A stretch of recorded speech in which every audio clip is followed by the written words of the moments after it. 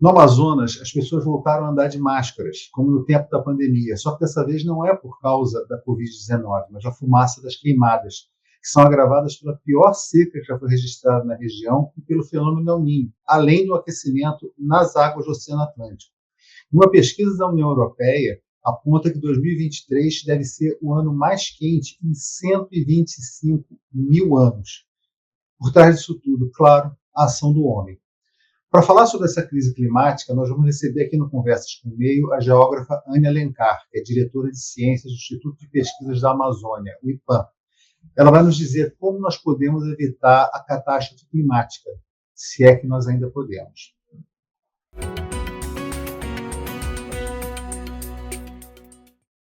A gente está vendo uma situação absolutamente assustadora no Amazonas, na região norte como um todo.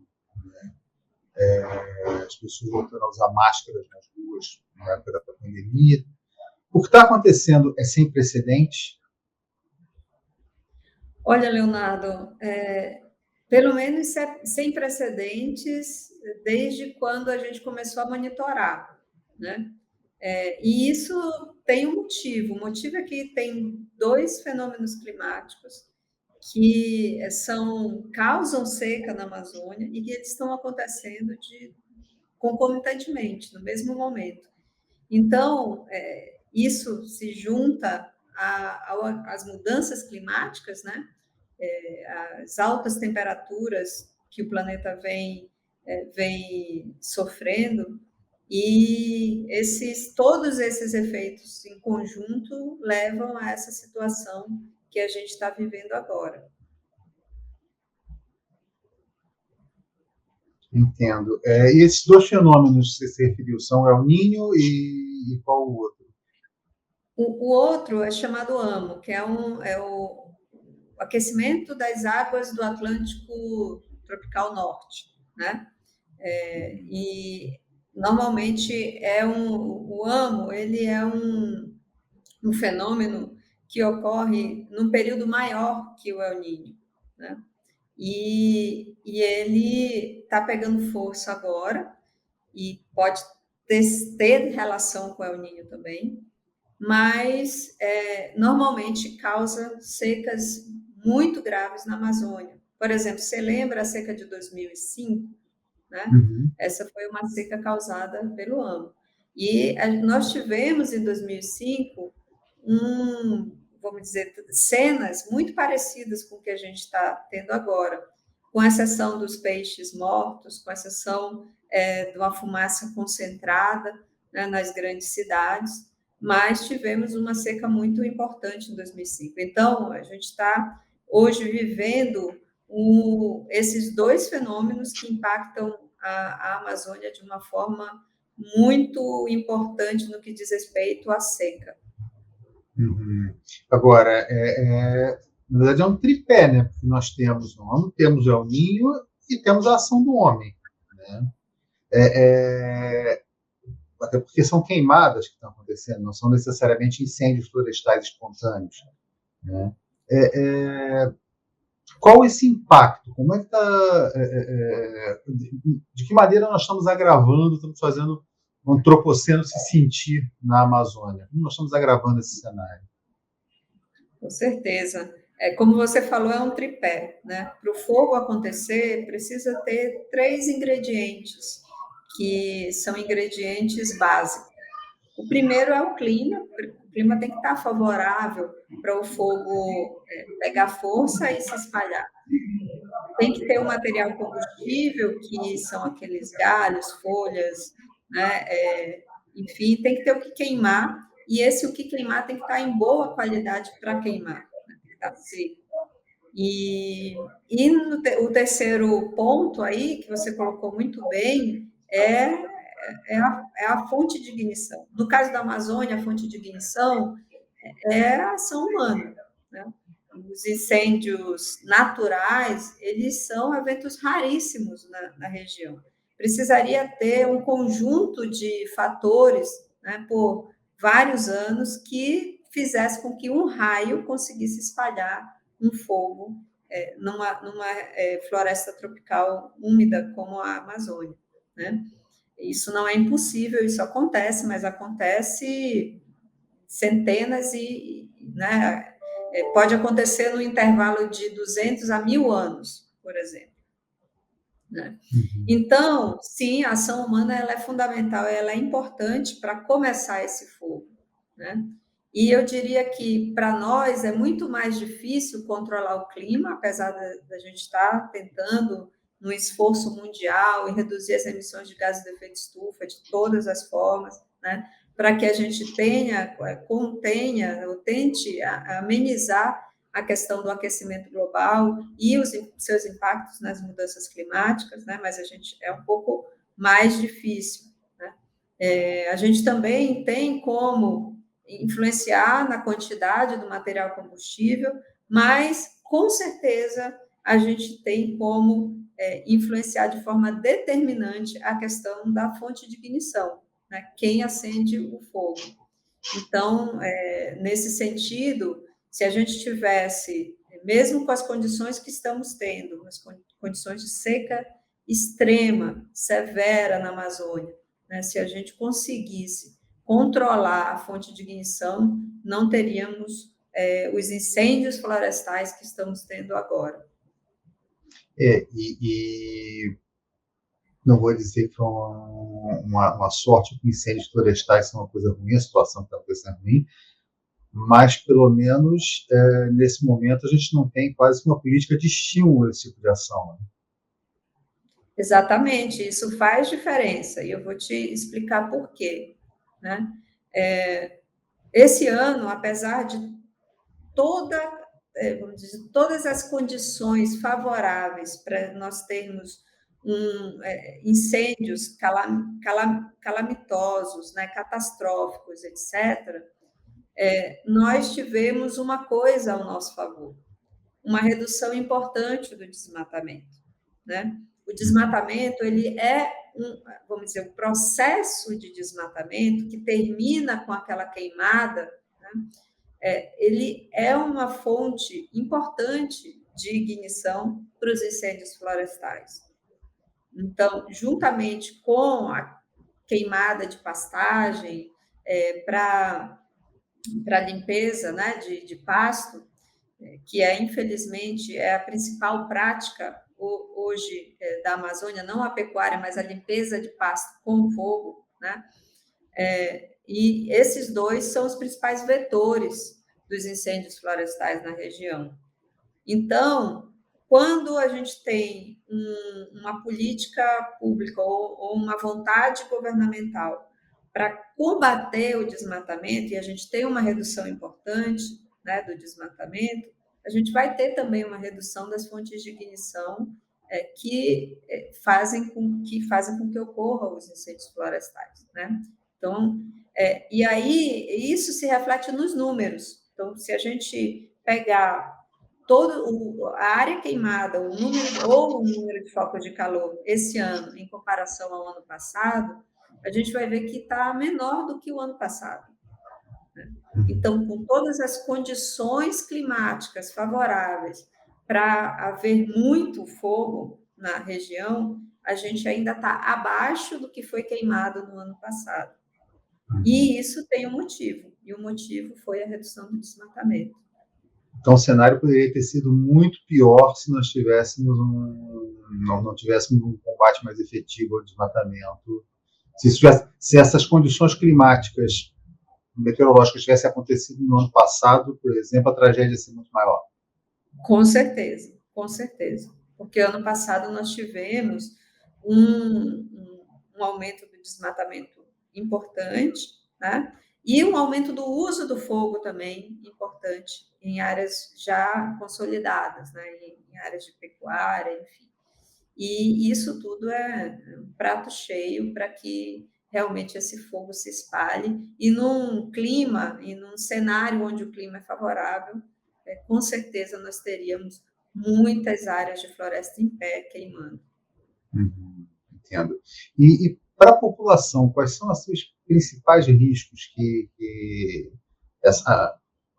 questões respiratórias, etc., mas Qual é a principal ameaça para a população local e para o ecossistema até brasileiro como um todo, no mundo dessa situação na Amazônia? Olha, a questão do fogo na Amazônia, ela tem vários impactos, né? Desde os impactos ecológicos mesmo, porque é uma floresta que não está acostumada, né, a ter o fogo no seu dia a dia, então, diferente um pouco do cerrado, de outros biomas que são adaptados ou até têm uma certa dependência, né, da ocorrência do fogo. A Amazônia não é, né? Então, ela não está estruturalmente preparada para isso. Então, um fogo, um incêndio florestal, ele causa danos muito severos, né? Pode ter até chegar a uma perda de até metade da biomassa, ou seja, porque as árvores grandes elas não estão preparadas para isso e elas morrem depois desse fogo. Então, não é que queima tudo naquele momento, mas há um alto índice de mortalidade de árvores depois que o fogo passa. E isso demora para se recuperar. Então, quando essas árvores morrem, acaba que aquela região que queimou, ela fica mais suscetível a outros incêndios, né? E isso tem um impacto nas emissões de gases de efeito estufa, que impacta o aquecimento global, que impacta as mudanças climáticas e impacta a biodiversidade como um todo. Então, do ponto de vista social, nós temos aí o fogo descontrolado, ele causa perdas econômicas, né? Então, a principal, a gente fez um estudo no passado que demonstrou tipo, perda de cerca, perda de pasto para animais, né? Principalmente pequenas áreas de pasto, perda de animais, né? Perda de frutíferas, né? Que isso são danos importantes. Isso na área rural. Só que esse fogo ele gera fumaça e a fumaça ela viaja, né? Ela se move e afeta as áreas urbanas da Amazônia, que é onde se concentra grande parte da população da região. Cerca de 60%, 70% da população da região amazônica vive nas cidades. E se uma cidade como Manaus, por exemplo, que é uma das maiores, né, se não a maior da região, ela está ali rodeada por áreas em que essa fronteira, né, do desmatamento tem se acirrado. Então, com certeza, esse também é um efeito importante, que é o efeito da fumaça sobre as cidades, né, causando impactos aí na saúde das pessoas, doenças respiratórias, entre outras coisas, né? E agora, por que existe uma resistência, se a gente vê esses efeitos, uma resistência tão grande à mudança de práticas, à mudança de meios de tratar a terra? Não estamos falando nem da questão de se retirar a pecuária de lá, mas um manejo mais racional do solo. Por quê? Por que é tão difícil fazer essa transformação? Essa é uma pergunta excelente, assim, né? A gente convivendo na Amazônia, eu sou da Amazônia, né? Então, e tenho vivido essa questão há muitos anos, e eu percebo que tem uma questão associada mesmo da importância de usar o fogo nessas práticas, mas tem uma falta de investimento, né, uma falta de investimento em práticas mais sustentáveis. A pecuária mesmo, quando você vai para outras regiões do país, o fogo é muito pouco utilizado na pecuária e em outras regiões onde aquele pasto ele já está consolidado, as pessoas já usam outras técnicas, né, fazem uma rotatividade maior. Infelizmente, na pecuária é onde a gente encontra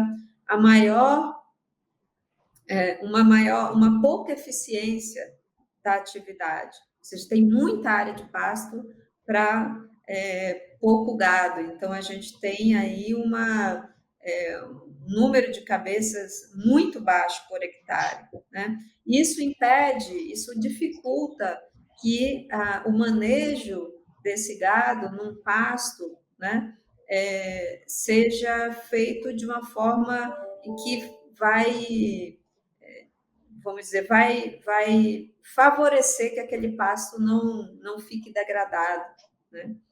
Então, isso é uma coisa que tem que ser, que a gente tem que tratar, porque eu não imagino que as pessoas vão deixar completamente de usar o fogo, mas o que a gente precisa é ter uma governança maior sobre o uso do fogo e precisa ter um investimento para que as pessoas deixem cada vez mais de usar o fogo e assim permitir que algumas áreas onde as pessoas gostariam de investir, né, vamos dizer, num plantio perene ou num cultivo mais capitalizado, não vão poder porque tem medo de perder, porque o vizinho usa sempre o fogo e tal. Então, a gente tem que ter paisagens agrícolas, né, agropecuárias, que sejam mais, onde a governança do fogo, ela de fato exista, né? Agora, essa governança do fogo, essa mudança de paradigma na agropecuária, etc., ela é uma função só do Brasil, ou já que esse é um problema global, também é responsabilidade financeira e técnica de outros países? Nós estamos sozinhos, ou devemos estar sozinhos nessa briga?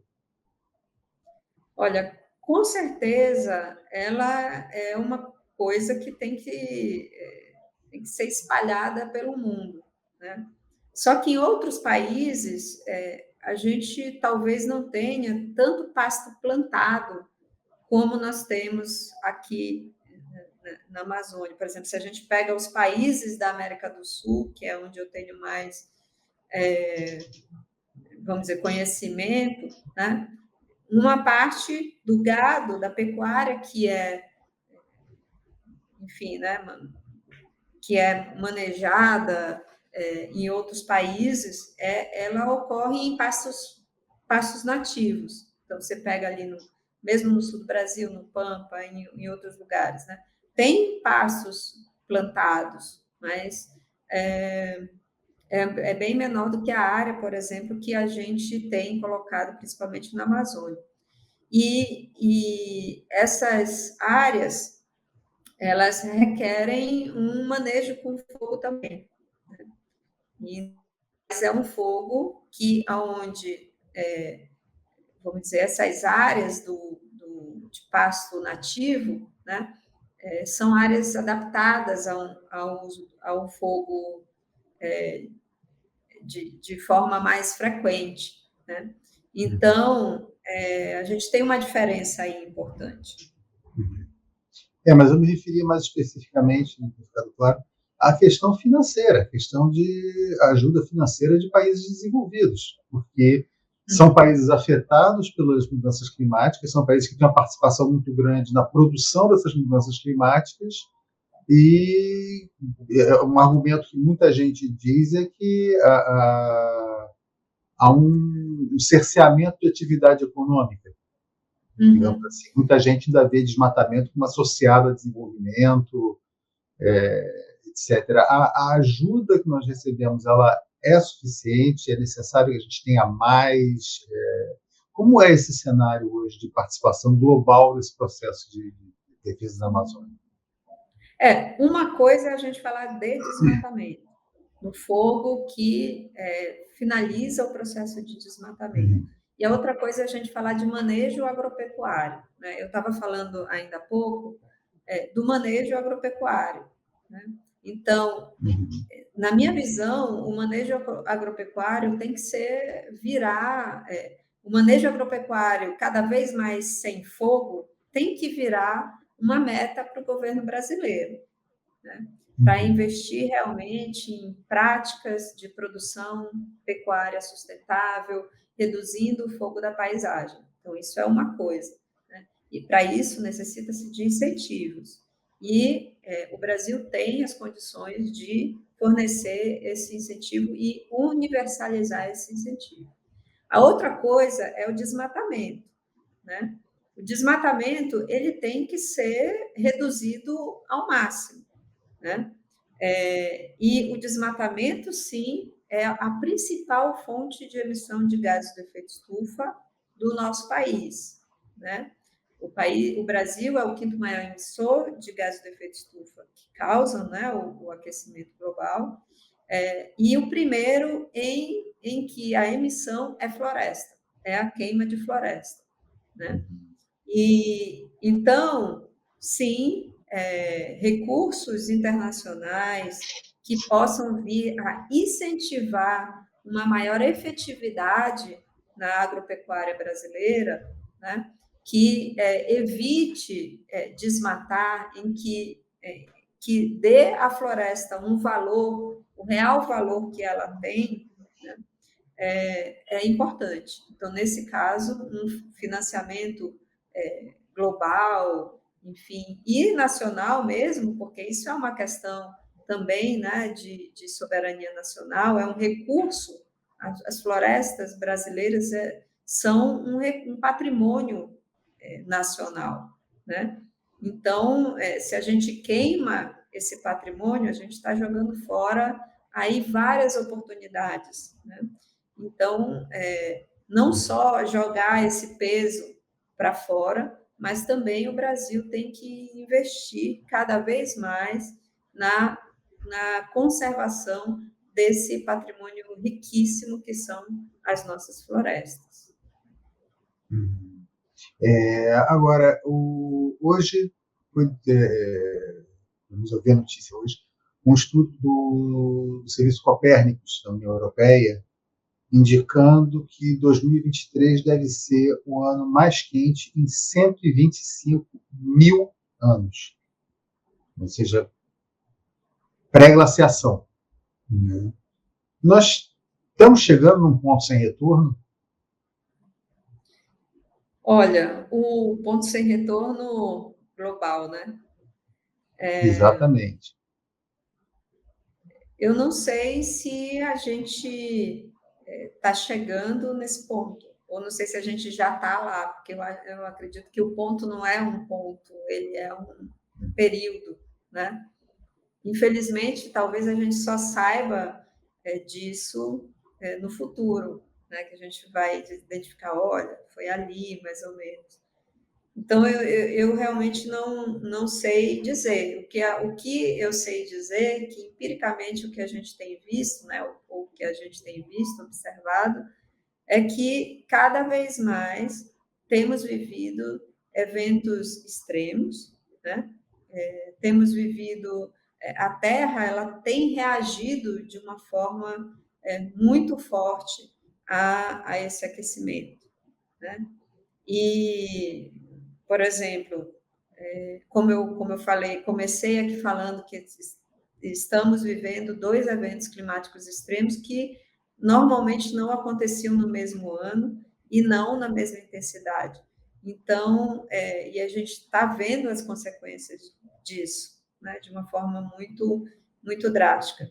E o pior é que esse não é o possível pior, né? Porque o El Niño ele ainda vai durar um pouco mais e a AMO ela é um aquecimento chama multidecadal, né? Ou seja, é um aquecimento que ele chega numa década e ele fica. Tem anos que está mais quente, outros anos um pouco menos quente, mas fica mais quente normalmente. Então, com certeza nós vamos viver ainda aí para o futuro vários eventos como esse e concomitantes, e o que vai requerer uma estratégia de adaptação e um teste da resiliência, né? A resiliência não só dos ambientes, mas a resiliência social, econômica, né? E que são bem importantes. Uhum.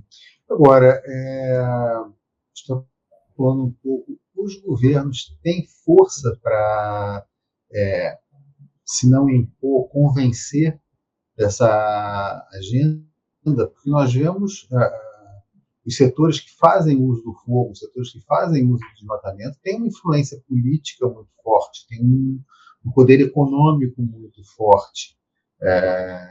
Qual a margem de manobra que existe para a implementação dessas práticas? Infelizmente, esse setor ele ainda não conseguiu, uma parte do setor, né?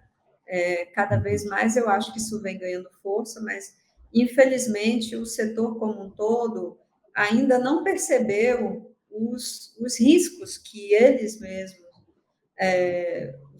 estão tendo, na realidade não é vão ter, estão tendo, de perda de safra, né, de dificuldade de transportar a sua carga, e de dificuldade de transportar também os seus insumos, né? E, enfim, dificuldade de vender os seus produtos, porque aí vai ficar mais caro.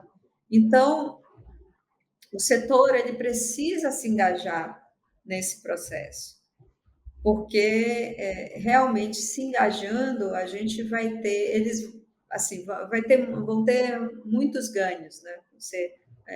Uma situação de ganho-ganho, porque hoje em dia essa é uma questão principalmente para as grandes empresas do agronegócio, né? A questão da sustentabilidade, ela é uma questão importante, né, no mundo para os consumidores hoje cada vez mais querem consumir produtos, né, que sejam de uma cadeia sem desmatamento, que sejam produzidos de forma sustentável. Então, essas empresas elas estão sendo cobradas, né?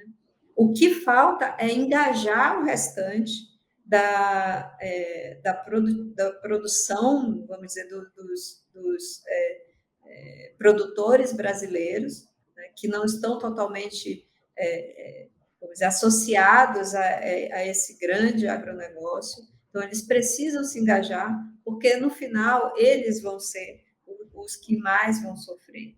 E um terceiro grupo dentro desse conjunto é um grupo que nem deveria ser considerado, né, pecuaristas ou agricultores, que é um grupo que especula com terras, né?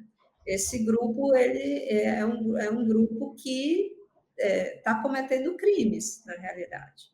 Então, tem que se diferenciar esse grupo, né, que é um grupo que ocupa a terra pública de forma indiscriminada, que vende madeira, né, que está ali associado ao garimpo, ao narcotráfico, e esse grupo tem se escondido atrás desse grupo de produtores rurais brasileiros. Então, a gente tem que fazer essa diferença, porque vamos dizer, essa contaminação desse grupo de criminosos dentro, né, do grupo de produtores do agronegócio brasileiro tem feito com que o agronegócio tenha esse estigma, né? E isso precisa ser feito. Então a consciência, é o que você me perguntou, né? O que eles podem fazer, o que a gente pode fazer para conscientizar? Primeiro, eles entenderem que a questão climática vai afetar todo mundo, está afetando todo mundo, eles já estão sofrendo com isso, né? E, em segundo lugar, eles precisam, realmente a gente precisa separar o joio do trigo para que eles possam, sim, bater no peito e dizer a gente produz com sustentabilidade, por isso o nosso produto tem mais valor, né? E a gente está fazendo parte desse processo, que é conservar a Amazônia, que é um patrimônio brasileiro tão importante. Uhum. Finalmente, professor, nós vamos sediar uma COP. Tá? O que nós temos para oferecer? Olha, os números de redução do desmatamento são números já muito importantes, né? Você tem aí 10 meses de governo, né? 10 meses de governo e uma redução de mais de 40% nas taxas pelo menos nos alertas, né, de desmatamento, que é o que dá para a gente comparar. E, então, isso já é um resultado importante. Vamos dizer, o desafio é como conseguir manter essas taxas, né, cada vez menores e, ao mesmo tempo, engajar o setor em práticas sustentáveis. Então, eu acho que isso em si, se a Copa fosse hoje, isso seria um resultado importante. E é isso que o mundo espera do Brasil, porque, de fato, a principal